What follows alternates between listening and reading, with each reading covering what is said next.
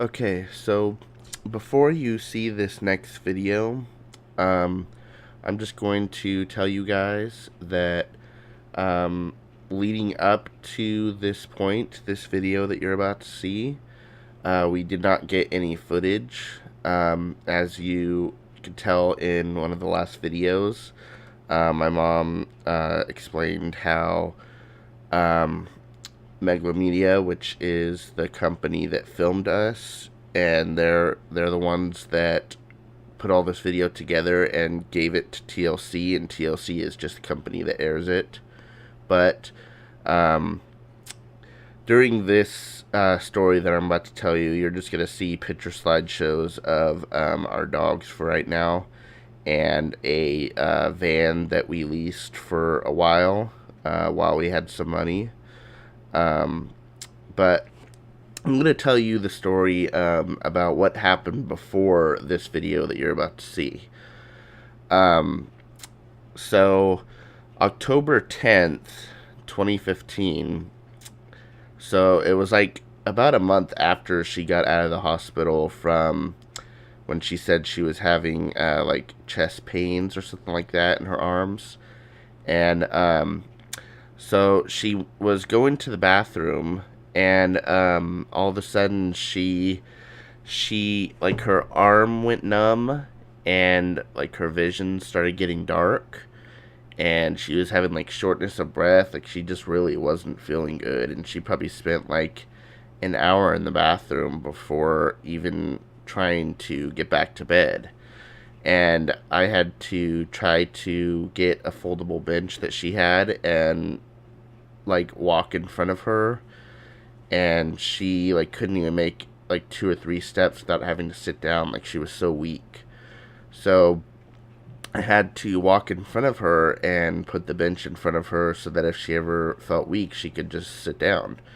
So we finally, like 20 or 30 minutes later, made it back to her bed, and I helped her get back in bed. And so she was able to get back in bed, and she had these I don't know if you want to call episodes or whatever, but she had these before, but they weren't as major. Like they were really minor, and after a while they would just go away.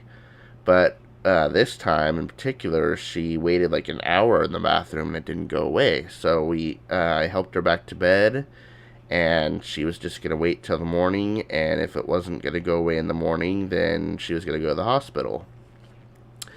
So I wasn't thinking much about it. I just went to bed like usual, and I went to bed like usual, and probably like 7 or 8 a.m. in the morning, she woke me up, and sorry if you hear the dogs in the background.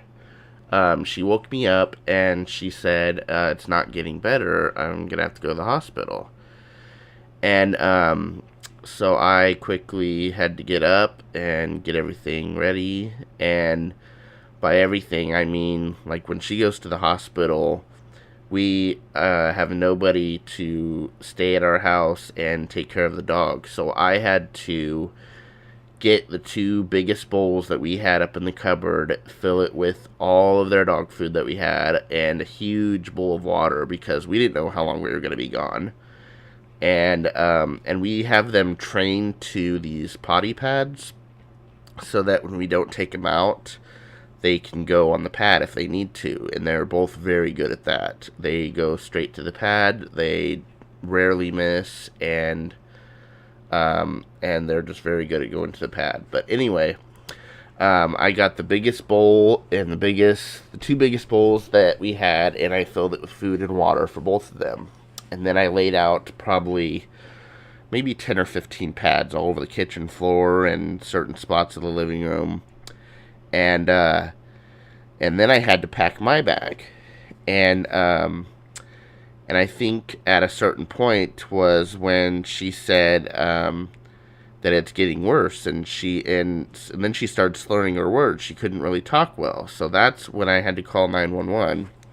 And I told them that, and they said, "Okay, we'll be there soon." And I probably had like 5 minutes maybe 10 before the ambulance showed up that I had to pack everything and get everything ready. So I had to finish getting everything ready for the dogs, and then I had to pack my bag and get my stuff ready, and then pack her bag as well. So I had to pack her bag, which had to include items like her laptop for later when she stays there and she's bored, her box of powder, because she always needs powder when she's at the hospital, her hairbrush, her cell phone, her phone charger, her makeup bag, because she always just wanted to see how she looked that day or whatever, her laptop charger, her mouse, her headphones,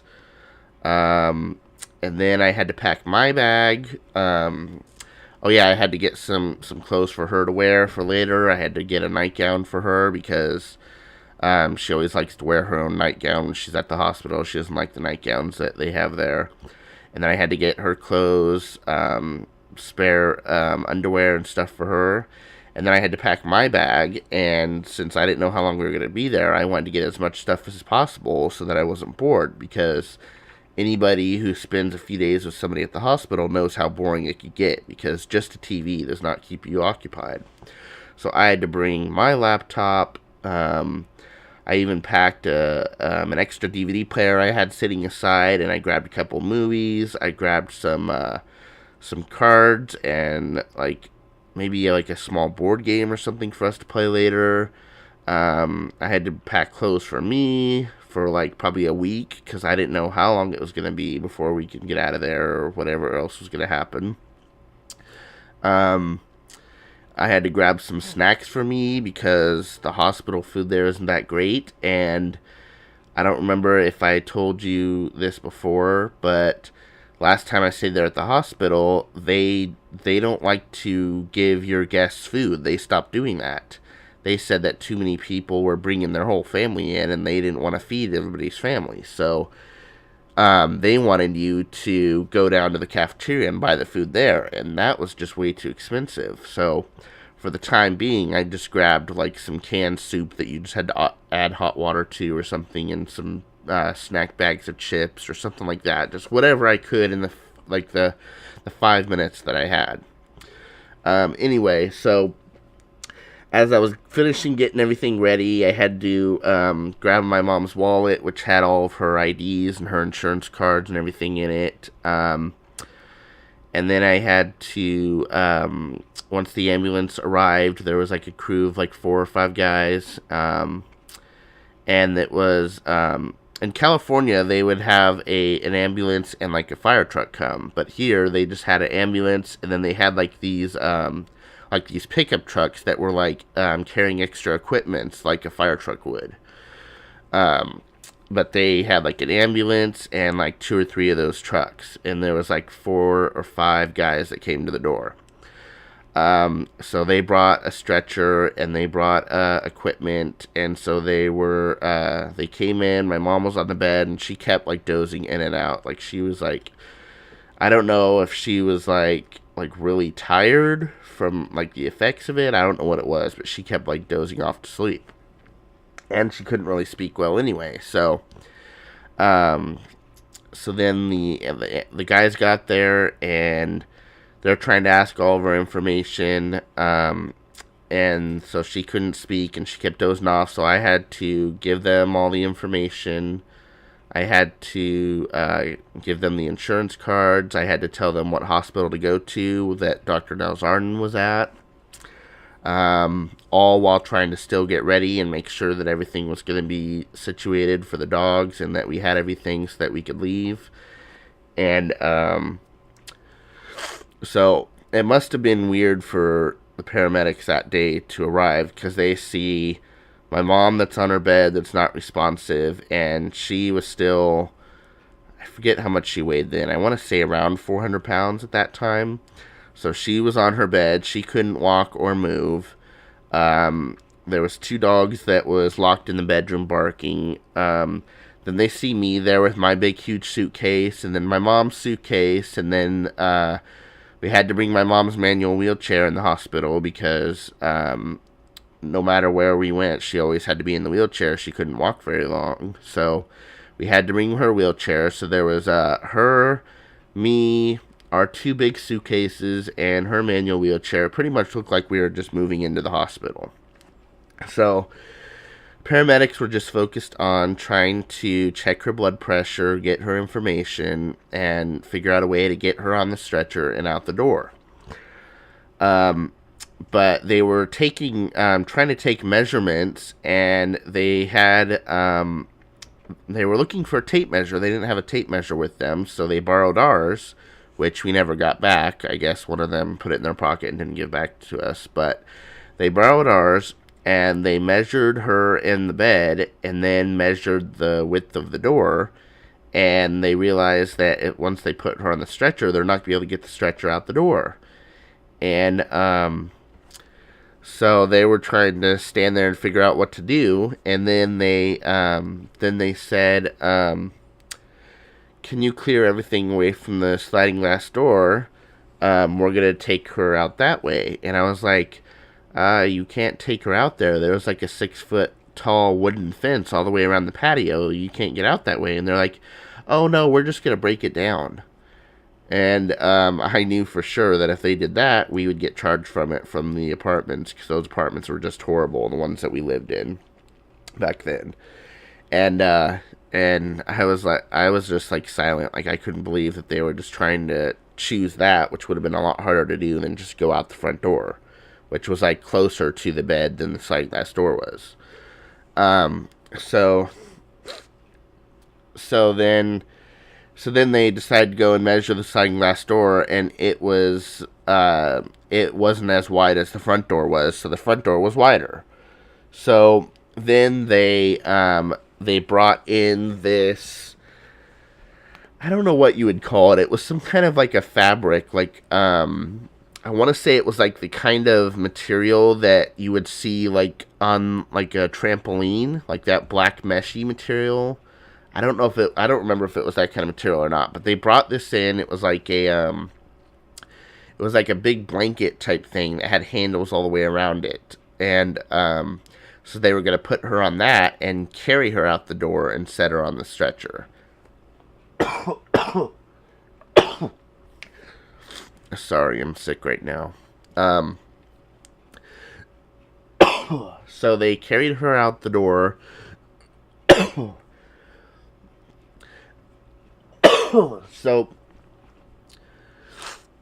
So they had to first get her on this thing when she was on the bed. So they stuck it on the bed on one side of her, and then they had to like roll her over, kind of like how the nurses at the hospital would change a sheet with the patient still in the bed. They would like roll her over on one side, tuck it all the way underneath her, and then roll her on the other side and like pull it out from the other side. And then she had like they used like the sheet on her bed to like help them do that. And I think the hospital like kept that sheet or threw it away. Like we never got that sheet back, but they used the sheet on her bed to help them get her on that thing, and then there was handles all the way around that thing, and then they all like got around the bed and picked up each side of the blanket, and all during this time they're trying to talk to her and tell her what they're going to do, and she's just out of it and doesn't really remember like any of this. But they're trying to tell her what they're going to do, and she says okay, but she's just is out of it, so she doesn't really get it. But then they go around all sides of the bed, and they all pick her up at once, and they kind of like once they got to the door, they kind of like got in like a line and like kind of like tried to pass her through the door, and then set her on the stretcher, which was right outside the door. And then once they got her in that, they had to like strap her in, and then they like took her out to the ambulance, where I guess they were loading her in the ambulance at that point, but I was still in the house like making sure that the dogs had food and water, they had enough pads, and making sure that I had everything packed up. And then I had to leave our kitchen light on for the dogs. And, so I was making sure everything was good, and then I had to make sure that the door was locked. And then we left, and then they were able to squeeze our 2 bags in the wheelchair on the ambulance somehow, and they told me to ride in the front seat. And then we went to the hospital, and they asked which hospital, and I guess since the hospital wasn't very well known, or it was a really small one, they didn't really know where it was, and I guess one of them luckily knew where it was. So then we went and headed to the hospital. The hospital was probably a good, I want to say 8 miles from our apartment at that time. So we took the freeway there, and the freeways in Houston are always just packed. Like, there's always so much traffic. But so we started going there, and then the driver said, I guess they were speaking like in code words or something, or they had a certain code word for the importance or the priority of the trip. So the driver asked the person in the back, what priority are we? The captain wants to know, so he could tell him over the radio or whatever. And he said priority 1. And then he just said okay and continued like normal. And so I didn't really know what he meant by that. But then when we were like halfway there and we were on the freeway, then I heard the guy in the back say the driver's name, whatever his name was. I forget what it was now, but he said, we better move to priority 2. And so then the driver said, okay, I got that. I've got my lights on. So he put the lights on, but not the siren. And then he just started driving faster. And like, we're in the fast lane on the freeway, and he's trying to like go around the cars. So at that point, I understand what those priorities meant. Priority 1 was probably like, just go there normally. It's not like that serious. So priority 2 must have meant like, it's like in between, like, we gotta hurry up and get there fast, but it's not like life or death. But it was still pretty scary at that point. And then priority 3 must have meant like, put your siren on and get there as quickly as we can. But he said move up to priority 2, and so he put the lights on, and we tried to rush to get there a little faster. So then we got there, and they put her into this, I don't know if there's a name for it or whatever it is, but I don't know. They put her into this room where they were trying to like diagnose her, and they were trying to get all her insurance information from me, and they're trying to take her blood pressure. They're trying to ask her what's going on, and at that point they asked her, does she know where she is? And she said, I'm in the ambulance, when she was actually in the hospital. So then they asked her the date and the time, and I think she got that right. So they couldn't get a blood pressure on her, and then they finally, I think, just took her up to ICU. But it was still probably a good hour or an hour and a half down in that one room, where they were trying to figure out what was going on before they moved her up to ICU. So then they moved her up to ICU. They started hooking her up to these machines, and they were trying to get an IV in her, but they couldn't. So I guess they couldn't find her veins in her arms or something, so they put an IV in her neck. But then when they moved her up to ICU, the doctor himself put like an IV in her, or like a PICC line in her arm or something like that. And so then they finally got a blood pressure on her, and it was 40/20. And I guess that was like really low and like really dangerous to be at. They said she was really malnourished and pretty dehydrated because she couldn't keep anything down. She wasn't eating any food. She couldn't even keep water down without throwing it up. Like, I guess it had to do with that ulcer that she had back in September. And so then the doctor went in and tried to do some kind of surgery, and apparently he accidentally perforated her ulcer. And so, oh, I'm losing track here. Um, so then he accidentally like perforated her ulcer, and I don't know if that, I think it like made things worse, and I forget all what happened. Like, I remember leading up to it so well, but like all the other days in the hospital are just kind of like a blur. But she spent like 2 or 3 days in ICU. Then she got moved back to a normal room, and I probably spent like 2 weeks at the hospital with her. But it's so uncomfortable trying to sleep in the hospital on this pull-out couch. And pull-out couch isn't what you think of like people have at home with a nice mattress on it. Their version of a pull-out couch is you pull on the arm at one end and it slides out the other way and just extends it, makes it longer. And you move the two cushions that are behind you. When you sit down, you move those two cushions on the thing that was pulled out, and it just like makes a extended bed for you to sleep on. It's still like a couch though. And the couch is like really uncomfortable. It's got a board in the middle that digs into your back, and I just could not sleep there for another day after spending like 2 weeks there. Plus, I didn't have any food left. I would have to either go and buy their hospital food, which was getting really expensive, or walk to Subway down the street. And I was running out of money. I was running out of food. It was getting very boring staying there. And she was finally like stable enough to be like in her own hospital room. So we didn't have a car at this point, even though you see the pictures of this van right here that we got later on. We didn't have a car at that point, so I was having to take a taxi. And to take a taxi one way from the hospital to home was $25. And I probably did that a few times. Like, I guess it just happened to be at a time that we had money, like after the first or something. So I was probably taking a taxi there and back a few good times. We probably spent a few $100s just on me to take a taxi there and back like every week or something like that. But she was in the hospital for probably, I want to say a good 3 months, from October 10th to like sometime in December.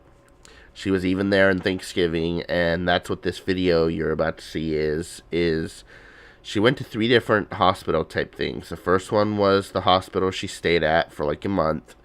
The second one was more like a therapy hospital where they helped you with therapy, which is the video you're about to see of her walking in the hallways trying to get her strength back and everything. And the third one was more like a nursing home type thing, but she only spent like a week in that one before she was able to come home. And I'm sure you'll get more details and more story about this later. I don't want to ramble on, but if you have any more questions about anything that happened or anything else to that you want us to clear up, you can just ask on Facebook or in the comments. But here in this video that you're about to see, she's trying to walk in the hallways and get her strength back after not walking for probably a good month or two.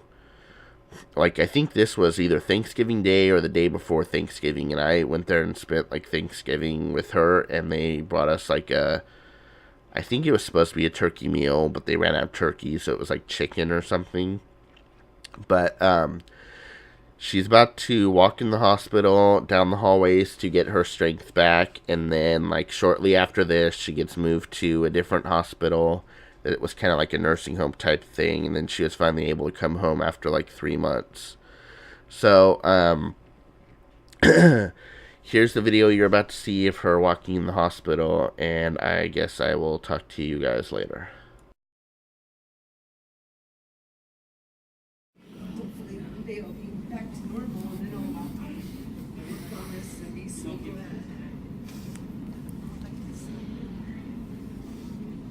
Like till we get around this long hall, my arms are so tired.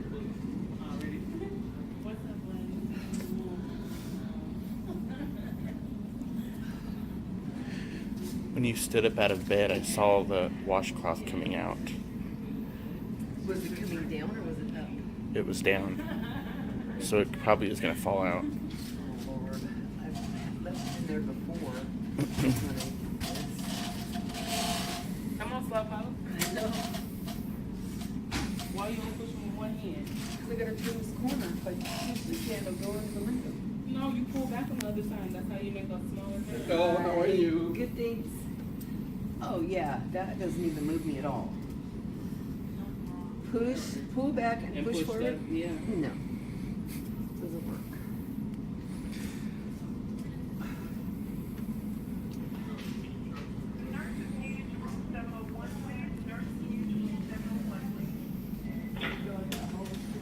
Come on. We'll go set your walker up. I so you be halfway when I get back.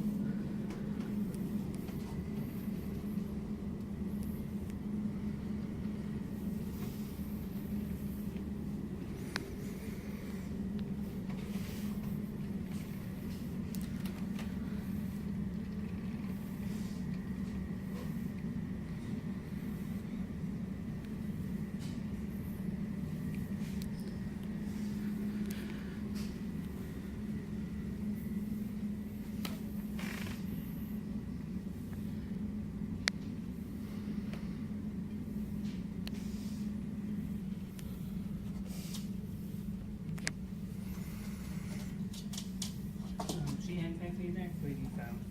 So she had you take you back. Unless you feel like you can walk on your own with the walker, and I can just push the wheelchair right behind you. Oh, that scares me too. Yeah. So you may have to just push for it. 'Cause I think she's pretty easy right now. Well, maybe the first time, I don't know.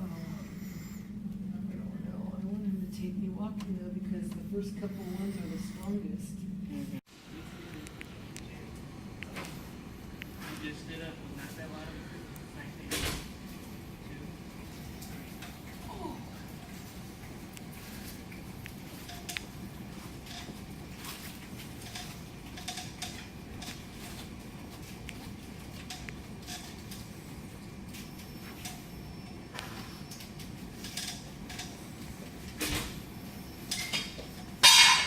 That's just the labor.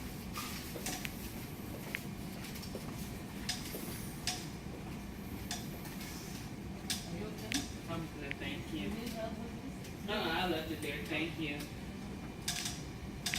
I'll wait for your son. Oh, I don't think so. Try it. I can't go to this door though. You should go all the way to your I son. can't, honey. I was already starting to get worn out. Just trying to be strong. Okay, it's only a few more steps to him. So right where he's standing. I remember I told you if your son was here, you would walk to him. So he's here now, walk to him.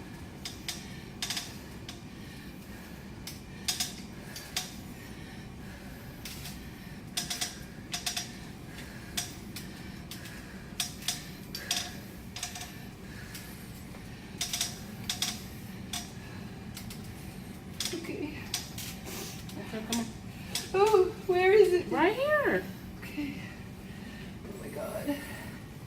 Good job. That was really good.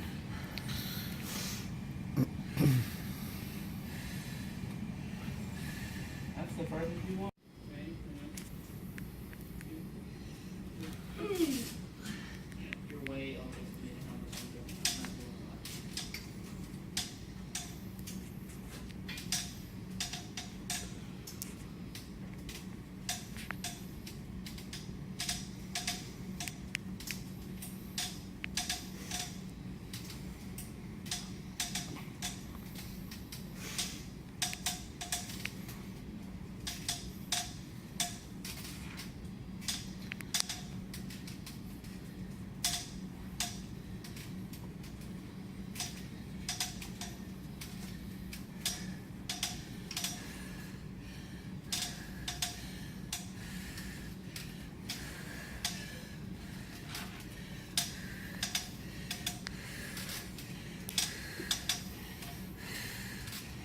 Okay. Almost there. Get even with him. Okay. Come on. I gotta go.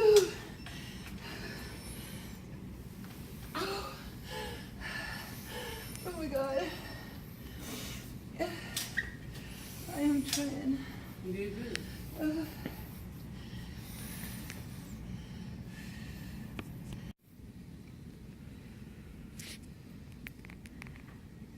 Maddie, 1, 2, 3. Oh.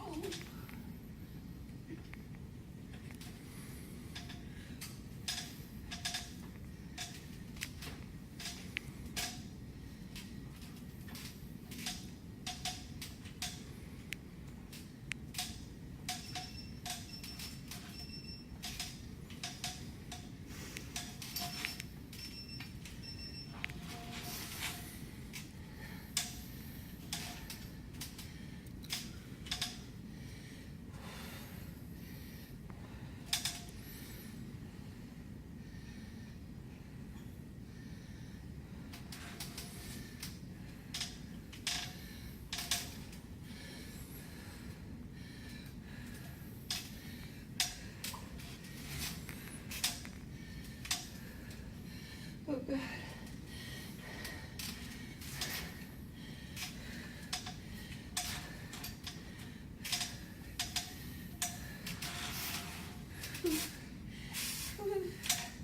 I gotta sit down. One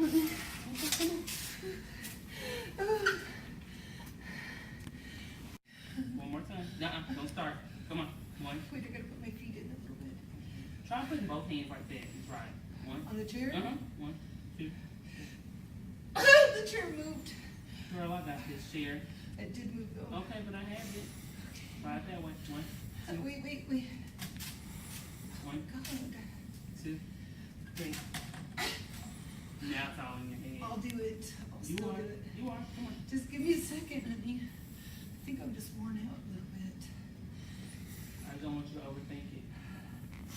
I could do this for my baby. Yes, you can. 1, 2, 3. There you go. Come on, girl. Come on. That's it. Thank you. Mm-hmm. Ooh, I'm really weak though.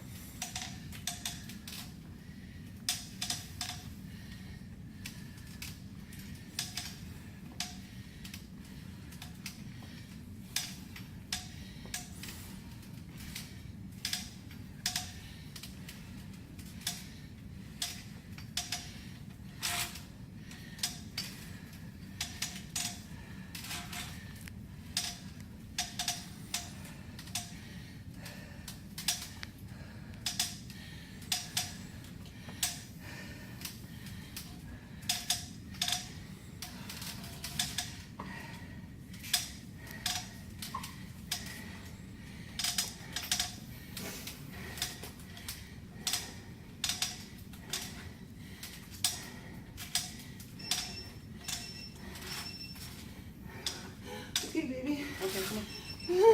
Ah! My knees collapsed. Okay, the chair's Oh my behind you. God. It's okay. Oh, I could have fallen. Oh my God.